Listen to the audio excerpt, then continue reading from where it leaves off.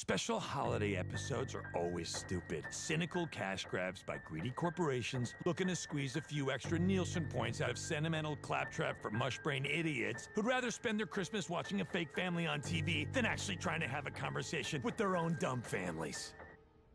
I like it when people on TV hug each other.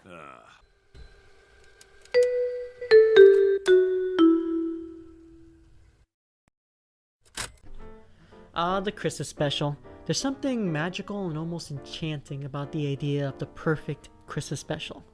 Now I know for a lot of people, Christmas specials are a dime a dozen. Turn on ABC and bing bada boom, you got exactly what you asked for.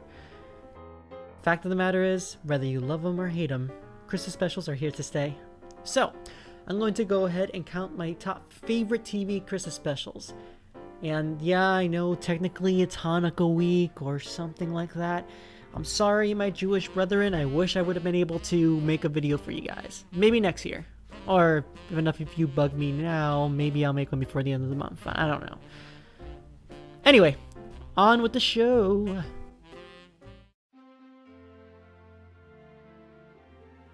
Now, I'm not gonna lie, I probably would have overlooked this show completely if not for the fact that A, it was on the Fox lineup and I didn't have cable at the time, and B, I mean, the voice of Archer, working at a burger shop. And that's pretty much the gist of it. It's just him and his family living day to day. But on this particular episode, something magical happens. We open up on the episode where the kids are asking for presents that their parents, honestly, probably can't afford. Everything starts to look a little bleak for the family until they receive a special letter regarding their Uncle Ernie who had just passed away. I know, it'll get better. The upside being that apparently Uncle Ernie left them an inheritance. That's lucky. After serving themselves some fresh fruit punch, they discover that they inherited a storage bin. Could be worse. Money would have been better, but whatever. In enters Chet, a man who, up until that point, just seems to be living in their storage den, and apparently has no idea regarding personal space. Linda suggests that Chet should stay with them. I mean, who wouldn't welcome a stranger into their house? Bob, admittedly, is a little against it. That is until he finds out what rent on a storage unit is every month. And suddenly, Chet is living in Bob's basement. Well, temporarily, but it's still kind of a cool move. Bob continues to be unsure about this whole situation, but, I mean, what can you do? He's outvoted by the family. He's a big old softy on the inside. The next morning, the Belchers awaken to a very interesting surprise. Apparently, Chet set up a display, and not only that, he inserted himself into Seth's display. It's a little creepy at first, until it starts bringing in lots and lots of money. A few days go by as Chet decides to create multiple displays, leading up to Christmas. Now, if the story ended there, it's a little wholesome. But life isn't that easy, as the family discover Chet lamenting over some kind of lost love. At first it seems kind of sweet. That is until they discover a very crucial bit of information about his former lover. She herself was a store display, as well as explaining he was also a mannequin. Honestly, for a pair of two mannequins, it's kind of a sweet story. Bob, however, was less interested, going so far as to say to Chet that everything he remembered was probably just made up in his mind and he probably needs a little help. Chet didn't take this very well.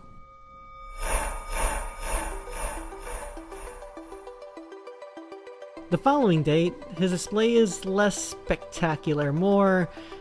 I can't think of a good horror name. But now wanting to see someone sad on Christmas, the kids decide to bind together and find his long-lost love. It's a really sweet story with a very wholesome and unselfish ending. If you've ever struggled or been heartbroken on Christmas, this is one of those episodes that really makes you want to believe the good in mankind, you know? And it's delivered in that witty yet subtle way that only Bob's Burgers can really do.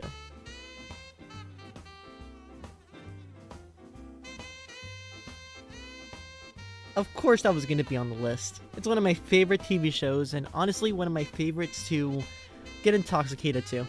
You want a fun game? Whenever the kids in the show get into a circle, grab your favorite substance and join them. It gets dangerous after a while. Actually, don't do that.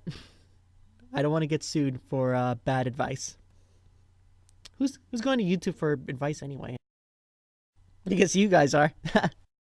I'm sorry, this is off topic. Though ironically on brand for me.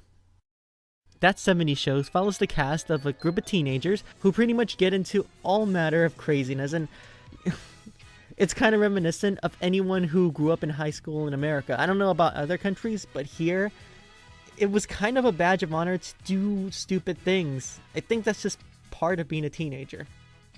We open up the episode with Eric lamenting the fact that he misses how cool Christmas used to be, and how much it sucks now. Kitty, Eric's mom, will not have any of that, as she decides to volunteer Eric to direct the Christmas pageant at the nearby church, and how she signed up literally everyone in that group, even Hyde. Can't write me off of the show this time, motherfucker. Later, as the group gathers up at the church, it becomes insanely clear that none of them really have their hearts set on any of it. Not without modifying their roles anyway. Kelso becomes obsessed with being in space, some of them want to be the main character, and all of them just don't want to do anything at all. So it falls on to Eric to keep this group together. And the stress just builds up. Eric is at his wit's end, and is about to give up the play altogether. That is until he hears some very deep and insightful words from Leo. This pageant's your chance to spread some Christmas spirit, and that's contagious like VD. Reinvigorated by Leo's words, Eric decides to march back into the church and tell his friends what's what. But in the crossfire of doing so, he is caught with his friends smoking, cannabis. Let's say that.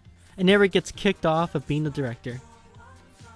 This, however, doesn't go well for the new directors, as the group kind of takes advantage of him. And just as they're about to light up the church youth pastor, Leo comes in and says another deep thing. You know, you guys can hassle your skinny friend Eric, but when it comes down to a fundamental moral core, he's the only one of you that's got one. So congratulations. You ruined Christmas. Man, he is on fire. Needless to say, the kids learn their lesson and something magical happens at the end. Oh man. I love that Cemani show because it feels like in the Christmas special, you really get to see their idiosyncrasies really exposed. And around the holidays, that happens. Humans become their truest selves when they're at the peak of their stress. And holidays, well, that's the most stressful time of the year. Episode ends on a really touching note.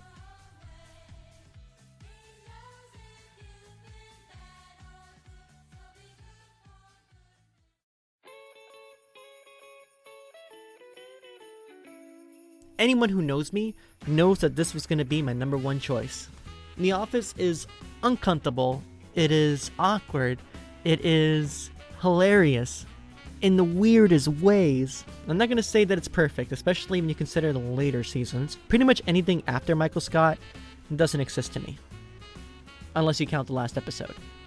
But again, he's in that one, so it doesn't matter. We start off this particular Office Christmas special with Dwight and Michael awkwardly carrying a Christmas tree, or trying to get a Christmas tree, into the office, only to find out that it's a little too big. That's what she said! But in true Office manner, they fix it. What are we gonna do with this hacked off part? Well, that is a perfectly good mini tree, Kevin. And we are going to sell that to charity. That's what Christmas is all about. Always so thoughtful. In the episode, there's going to be a Christmas party later with Secret Santa, and the basic rules for Secret Santa are as follows.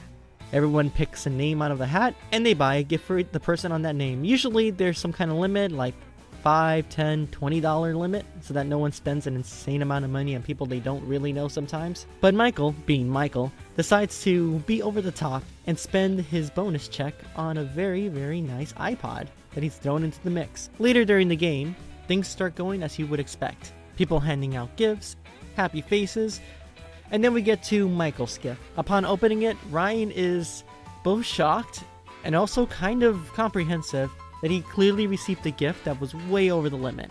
Now that would have been a very interesting and unique surprise if they would have left it there. But Michael, he receives a mitten from Phyllis that she made herself, and proceeds to act like a frickin' baby. He storms out of the room, only coming back to say that they're changing the rules of Secret Santa to Yankee Swap. What's Yankee Swap, you say? One person chooses a gift. The next person can either choose a gift or steal that person's gift. If your gift gets stolen, then you can steal someone else's gift or choose a new gift. I thought that was called Nasty Christmas. Yeah, we call it White Elephant. Well, I call it fun. I think what makes me really sad about this is the fact that he's clearly offending Phyllis. You know, she made him that. Not to mention that his actual Secret Santa, who would be Dwight, got him some awesome paintball lessons. You know how much I would love that? If someone's just like, hey, you know, I'm gonna give you free... If Dwight Schrute wanted to do paintball lessons with you, you take that. The guy's an experienced marksman. He knows a ton about bears. And you could have a beat shake afterwards. And yeah, I guess at this point you're asking, why is this my number one? Why do you care about this? Yes, I hear you, but you're forgetting one thing. You're supposed to hate Michael here.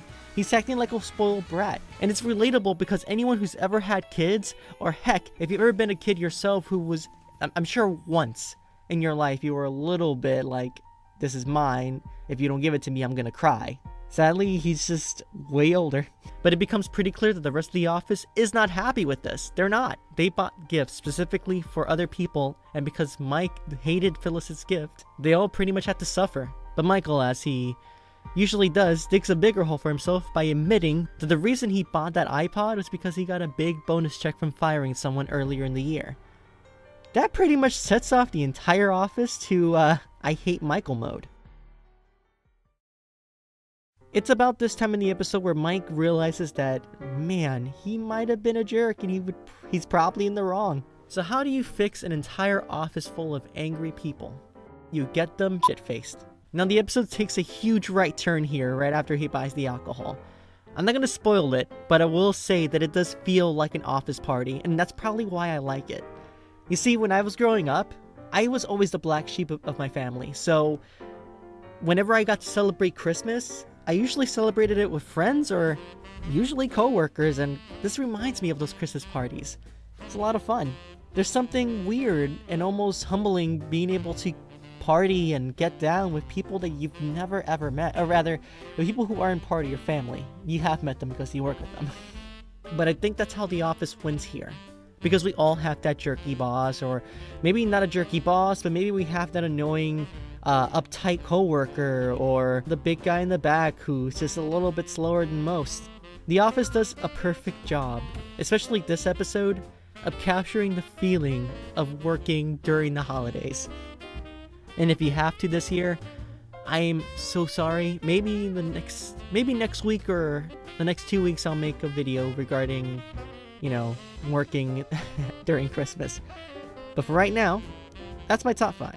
And hey, what's the point of transdimensional travel if you can't share with a few friends, eh? Later.